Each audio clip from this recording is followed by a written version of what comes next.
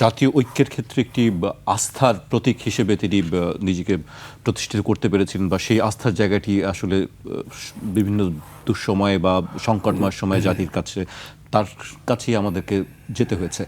আমি আবার হেলাল ভাইয়ের কাছে আসতে চাই। হেলাল ভাই, আমরা অসীম ভাইয়ের কাছে শুনছিলাম তার সেই 90-এর স্বৈরাচার বিরোধী আন্দোলনের কিছু স্মৃতিচারণ শুনছিলাম। আমি আপনার কাছে আসলে ব্যক্তিগত সেরকম কোনো স্মৃতি জানতে চাই। অবশ্যই আমরা যারা 85-86 শিক্ষাবর্ষের ছাত্র ছিলাম ঢাকা বিশ্ববিদ্যালয়, আমাদের ছাত্র দলের রাজনীতিতে আমাদের নেত্রী ছিল বেগম খালেদা জিয়া।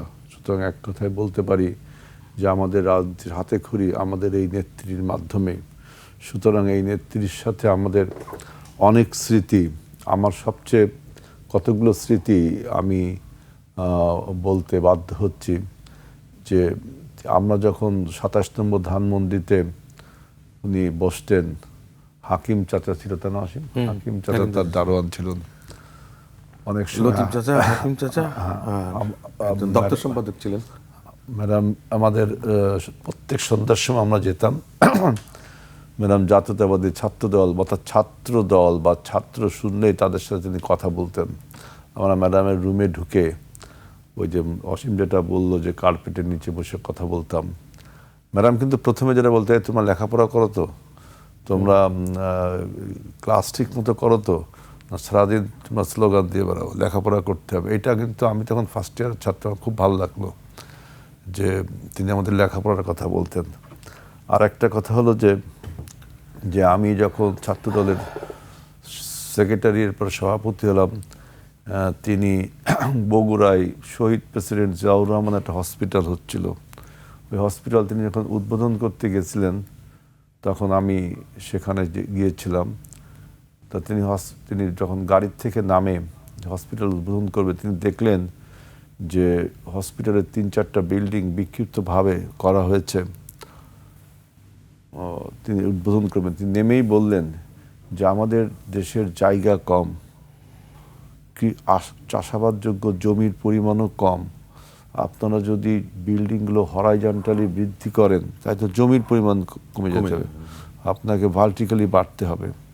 আমি তখনও চমৎকৃত হয়েছিলাম যে কত সুন্দর আইডিয়া, যে উনি আমাদের চাষাবাদযোগ্য জমির পরিমাণ বাড়ানোর জন্য এবং আমাদের যে অবকাঠামোগুলো তৈরি হবে সেটাকে ভার্টিক্যালি এলিভেশনটা করার জন্য তিনি বলেছেন। এটা আর একটা প্রধানমন্ত্রীর দপ্তরে তখন আমরা যেতাম, অসীম আমরা যেতাম, এর আগে আমরা দেখতাম প্রধানমন্ত্রীর দপ্তরে গেলে যারা গেস্ট তাদের জন্য অনেক খাওয়া দাওয়া থাকতো।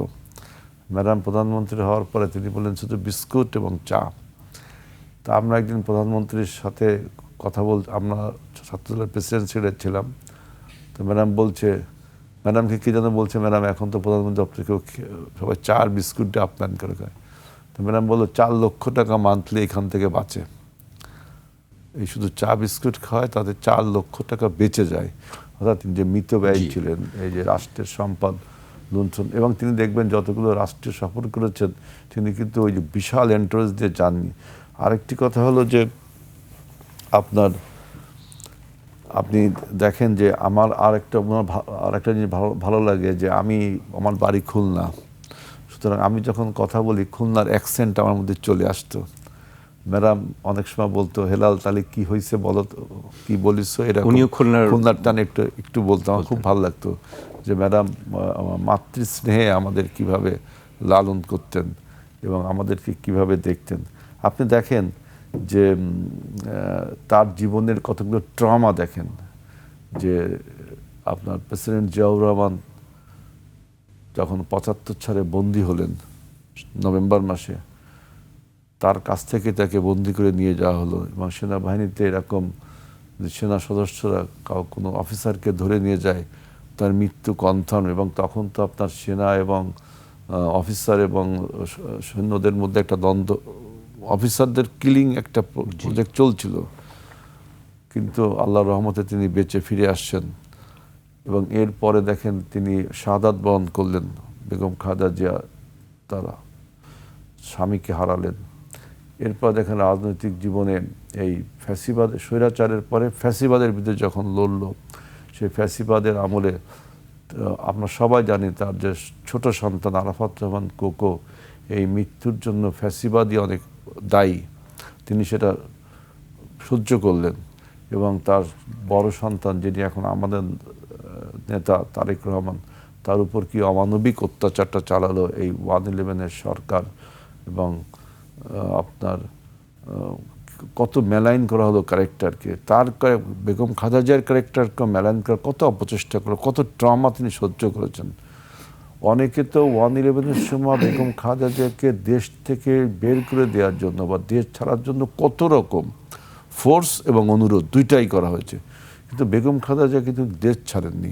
তিনি দেশে ছিলেন, যে তিনি এই দেশকে নিজের মায়ের মতো ভালোবাসতেন, দেশের মানুষকে ভালোবাসতেন, তিনি কিন্তু দেশ ছাড়েননি।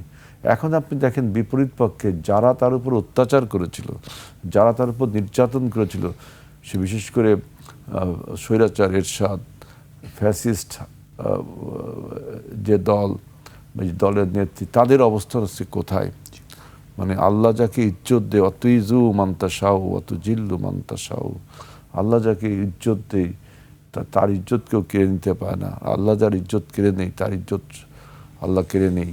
অর্থাৎ বেগম খালেদা জিয়াকে আল্লাহ তাআলা ইজ্জত দিয়েছেন, তিনি আজকে বাংলাদেশের ঐক্যের প্রতীক হিসেবে দেখা দিয়েছেন এবং ঐক্যের প্রতীক, এবং তাকে ভালোবেসে আমরা আজকে বলি যে মা মাটি মানুষের নেত্রী। কত উপাধি, শত উপাধি দিয়েও কিন্তু বেগম খালেদা জিয়াকে বর্ণনা করা যায় না। তিনি সার্বভৌমত্ব, গণতন্ত্র, স্বাধীনতার জন্য যে অবিচল ছিলেন। আরেকটা দেখেন, তার আমি আরেকটা কিছু কথা বলতে চাই, যে তিনি বাংলাদেশের যে ভালো কাজগুলো করেছেন, যেটা আমরা যারা প্রান্তিক পর্যায়ে রাজনীতি করি, যার বেনিফিট দেশবাসী পাচ্ছে, মানুষ পাচ্ছে, দলও পাচ্ছে। এই যে আজকে যারা বয়স্ক ভাতা পায়, আজকে যারা বিধবা ভাতা পায়, আজকে যারা মহিলারা উপবৃত্তি পায়, ছাত্রীরা স্কুলে গেলে, আপনার প্রাইমারি স্কুলে গেলে কিছু চাল বা খাদ্য পায়। তিনি বলেছিলেন, তিনি বেগম খালেদা জিয়া একজন মা, তিনি জানতেন যে সন্তান যখন লেখাপড়া করে, বাচ্চা ছেলে, তখন তার মেধার চর্চার ফলে তার পেটে ক্ষুধা লাগে। কিন্তু আমাদের দেশের অধিকাংশ ছাত্ররা আপনার, যেহেতু আমরা একটু দরিদ্রপ্রীত দেশ, বাসায় যে খাদ্যটা পায় না, এই জন্য বেগম খালেদা জিয়া সেই মাতৃ স্নেহ থেকে তিনি এই শিশুদের জন্য স্কুলে গেলে চাল দিত, যাতে তার মা এই চালটা রান্না করে রাখতে পারে, ছেলেটা স্কুলে এসে খেতে পারে। এই যে মানে তার যে অনুভূতি ছাত্রদের পরে, এবং নারী শিক্ষার জন্য দেখেন তিনি প্রথম কিন্তু 10ম শ্রেণী পর্যন্ত বিনা বেতনে পড়তে দিয়েছেন। একদম কোনো মেয়ে যে লেখাপড়া করে সরকারি স্কুলে বিনা বেতনে, এবং এটা এখনো চালু আছে। এবং দেখেন তারপরে তিনি দেখেন যে এই যে আমাদের নারীরা, আমাদের দেশে কিন্তু নারীর সংখ্যা বেশি, এই নারীদেরকে কর্মমুখী করবার জন্য তিনি নারীদেরকে মনিটরিং করার জন্য একটা প্রথম তিনি মহিলা মন্ত্রণালয় করে। এর আগে কিন্তু মহিলা মন্ত্রণালয় নারী, শিশু, যুবক, ক্রীড়া, সমাজসেবা সব একত্রে ছিল। উনি প্রথম মহিলা মন্ত্রণালয় বের করে দিলেন। এবং উনি আরেকটা কথা বলেছেন, আমাকে আরেকটু বলতে দেবেন, যে তিনি বলেছেন যে 71 সালের স্বাধীনতা যুদ্ধে শুধু আমাদের পুরুষরা যুদ্ধ করেছেন, বীরত্ব উপাধি পেয়েছেন, আমাদের নারীরাও করেছেন। তিনি প্রথম তারামন বিবিকে খুঁজে বের করেন ইতিহাস থেকে, ইতিহাস অধ্যয়ন করে তিনি খুঁজে বের করেন যে তারামন বিবি নামে আমাদের এক নারী, তিনি বীর প্রতীক উপাধি দিয়ে পেয়েছিলেন, কিন্তু ইতিহাসে তিনি হারিয়ে গিয়েছিলেন। বেগম খালেদা জিয়া তাকে সেই রাষ্ট্রীয় সম্মানটা দেয়। তিনি দেখেন আরেকটা কথা আমার বলতে হবে, যে বিধবা ভাতা, বিধবা দেখেন আমাদের মায়েরা বিধবা হয়ে গেলে অনেক সময় সন্তান তাকে দেখে না, অনেক সমস্যায় থাকে। তিনি তাদেরকে একটা ভাতা দিলেন, রাষ্ট্রীয়ভাবে ভাতা দেওয়ার চালু করলেন, যেটা এখনো চালু আছে।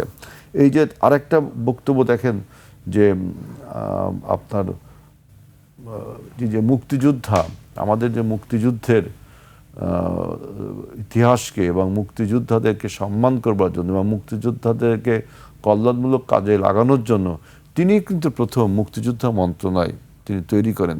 তার এই অবিস্মরণীয় কাজগুলো, এটা কিন্তু বাংলাদেশের মানুষের অন্তরে এখনও গ্রথিত হয়ে আছে। এবং তিনি, আমি প্রথমেই বলেছেন যে বাংলাদেশের টোটাল জনগণের হৃদয়কে তিনি তার নিজের একটা হৃদয়ে ধারণ করেছেন বিধায় তিনি আজকে মাতৃসমনেত্রী এবং দেশ নেতৃত্বে ভূষিত হয়েছে। বাংলাদেশে এমন কোনো রাজনৈতিক দল নেই, এমন কোনো ব্যক্তি নেই যে আজকে বেগম খালেদা জিয়ার জন্য শোকে মুহ্যমান নয়। তিনি যে জনপ্রিয়তার তুঙ্গস্পর্শী জনপ্রিয়তা তার, তিনি দেখেন তিনি আজ পর্যন্ত কিন্তু ভোটে কখনো পরাজিত হননি। এটা একটা তার একটা বড় দিক।